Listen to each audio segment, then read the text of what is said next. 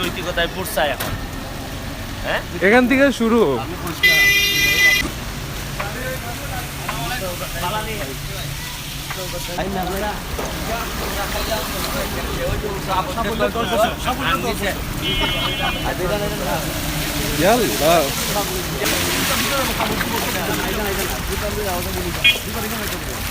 না না, জুতা পরে নিয়ে যাব।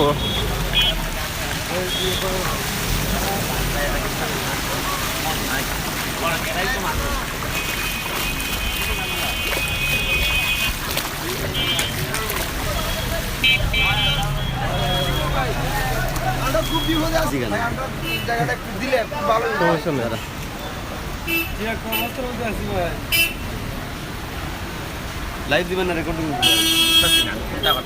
লাইভে যাইতাম না, রেকর্ডিং সুন্দর হইব আর কি। রেকর্ডিং এর না না, লাইভটা আগে কিছু করা দাও, পরে তো রেকর্ডিং হবে করা যায়। এই অবস্থা ভাই, লাইভে যাও, ওটা ভালো আপাতত। তারপরে দোকানের ভিতরগুলো এই দোকানে যা, এই আচ্ছা আচ্ছা এই কারখানা নিয়ে যাচ্ছে তো করবে।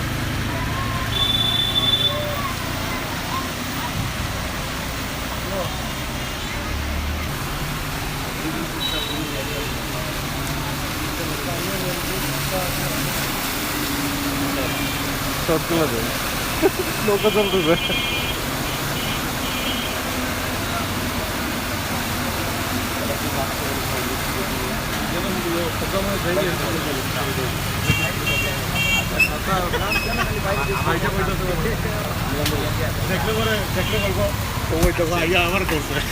না এইটা কিটা না তা মাটির তলে দখল তুই যাওয়ান লাগবে কেউ কিটা এটা কিটা না তা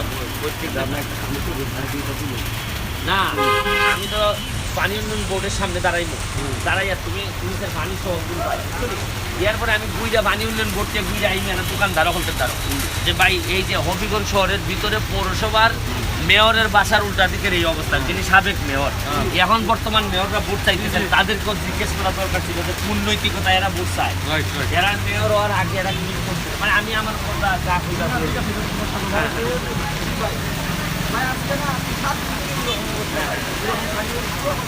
ওই তো আমরা সবাই তো ট্রেনে ময়লা ফেলাই, ট্রেন তো ময়লা ফেলাই ভালো লাগে না।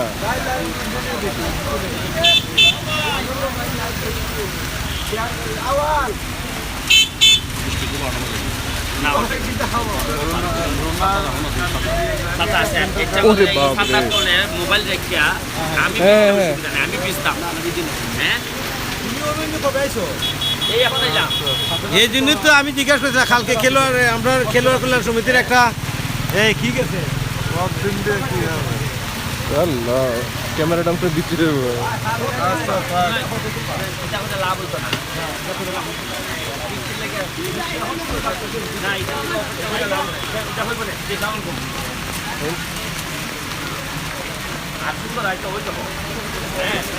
তুমি করবাই, তুমি নি করবাই আপনি না, তুমি লম্বা আছো, লম্বা আছো, আমার কাছে দিতে পারেন, সমস্যা নাই। আমার কাছে দিতে পারেন। আমি আপনি নিবা এই আপনি খালি এখানে স্টার্ট দিলে তো শুরু দিয়ে দিবা, এইভাবে তুলবা। হ্যাঁ হ্যাঁ হ্যাঁ, স্টার্ট দেওয়া লাগি তা? না না, দিব আমি। না আমি বিজি, অসুবিধা নাই, কিন্তু মোবাইলটা যাতে না ভিজে। আমি ভিজলে এটা ভালো, আমি বুঝলে এটা ভালো। শোন ভাই, 7 ওয়াটারপ্রুফ এটা রাখ। হ্যাঁ হ্যাঁ 7 না, এটা এক্সার, এটা ওয়াটারপ্রুফ। এটা পরে পানি উন্নয়ন বোর্ডের দিকটা জায়গা কোনো কর্মচারী বা ইয়ে পাওয়া যায়, তারা একটা কথা সবচেয়ে ভালো আছে। এখানে দু একজন আছে, ভিতরে ঢুকছি কেউ পাইছি না, না ভিতরে ঢুকছি কেউ পাইছি না, এটা তো একটা ইয়ে। ভাই কি একটু সাথে একটু হেল্প করবেন? হ্যাঁ না না, এই সাথে এর সাথে থাক।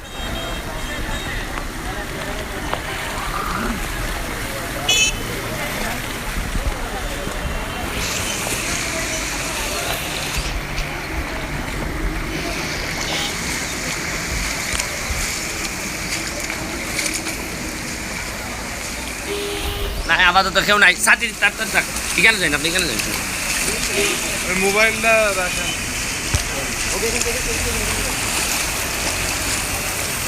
পানি উন্নয়ন বোর্ড পুরো আইনি দেখুন, পুরো মানে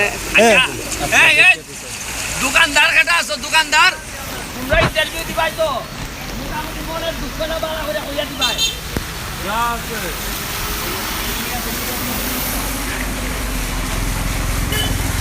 ভাই যাই ভাই তোমার কি হয়েছে দৌ না তা রেডি 1 2 আচ্ছা 3 আপনি ইন্টারভিউ যাইবানি হট্টা যাইবানি কই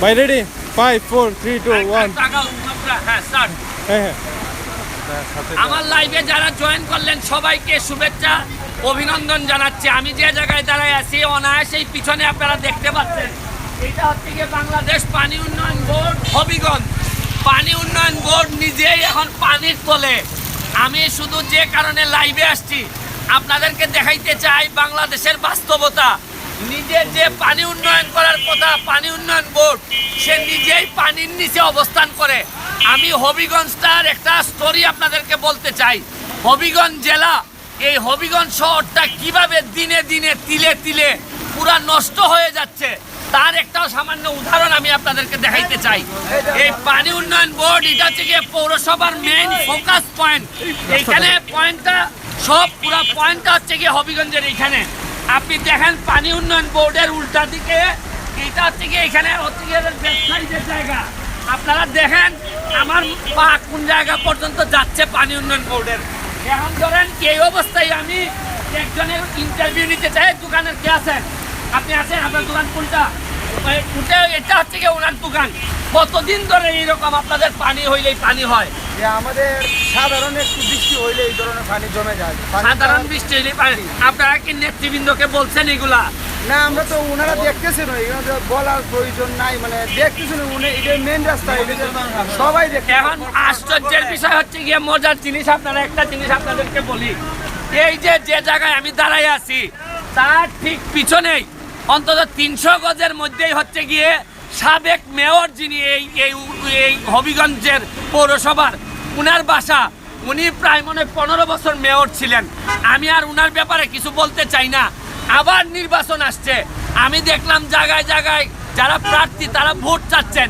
আমি জানি না কিসের ভিত্তিতে তারা ভোট চাচ্ছেন এইরকম পানির নিচে যখন একটা শহর চলে যায় তখন এই শহরের কোনো জায়গা থাকে না আমি আরেকটা জিনিস আপনাদেরকে দেখাইতে চাই এই সামনে এই জায়গা হচ্ছে গিয়ে সার্কিট হাউস এই সার্কিট হাউসটা আপনাদেরকে দেখাইতে পারলাম না একটু দূরে পুরা সার্কিট হাউস নিজেই পানির তলে চলে গেছে কিন্তু একটা আনন্দের বিষয় আছে সার্কিট হাউস যদি ও পানির তলে চলে গেছে তবে ডিসি সাহেব আছেন ভালো বাংলোতে এইখানে কোনো পানি এখন পর্যন্ত উঠে নাই তবে সাধারণ মানুষ সাধারণ দোকানদার সাধারণ যারা আছে তাদের অবস্থা 12টা বাজে গেছে আর কত কি দেখাবো যারা নেতৃবৃন্দ আছেন যারা বঙ্গবন্ধুর সোনার বাংলা বানাইতে চান তাদের প্রতি অনুরোধ আর কত কষ্ট দিবেন মানুষে মানুষের নেতাগিরি মানুষ আর কি কারণে আপনাদেরকে ভোট দিয়ে নেতা বানাবে একটু দেখে যান সামান্য পানি হইলে যদি আমার মতো 6 ফুট উচ্চতা লোকের 2.5 ফুট যদি পানির তলে ঢুকে যায় তাইলে এইটাকে উন্নয়ন বলে না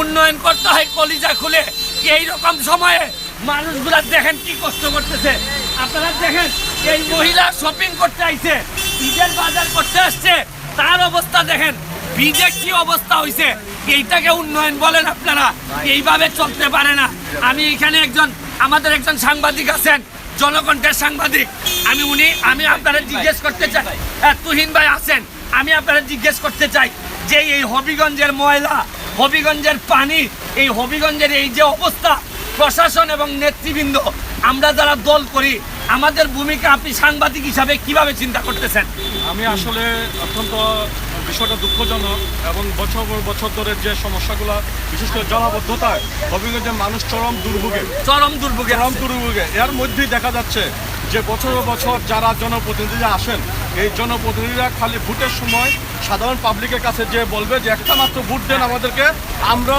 জলবদ্ধতা নিরসন সহ সকল সমস্যার সমাধান করে দেব কিন্তু দেখা যাচ্ছে তারা ভোট নিয়েই তারা তাদের মতন করে আখের গুছানো শুরু করেন কিন্তু তারা আদৌ জনগণের পাশে দাঁড়ান না জনগণের পাশে না দাঁড়িয়ে খালি এই যে আমাদের জাতির জনকের কন্যা প্রধানমন্ত্রী শেখ হাসিনা ডিজিটাল বাংলাদেশ গড়ার স্বপ্ন দেখতেছেন কিন্তু দেখা গেছে এই স্বপ্নকে বাস্তবায়ন করার জন্য কোনো জনপ্রতিনিধি সঠিকভাবে তাদের আন্তরিকভাবে কাজ করছেন না একটা জিনিস খেয়াল করে দেখছেন যে বঙ্গবন্ধুর সোনার বাংলা বানানোর কথা আর যারা দায়িত্ব আমরা নিছি তারা আমরা কিভাবে ব্যর্থ হচ্ছি, কিন্তু বদনামে পড়তেছে আমাদের আওয়ামী লীগ সরকার, বদনামে পড়তেছে জননেত্রী শেখ হাসিনার পুরা ডিজিটাল মানে যেভাবে আগাইতে যাচ্ছেন।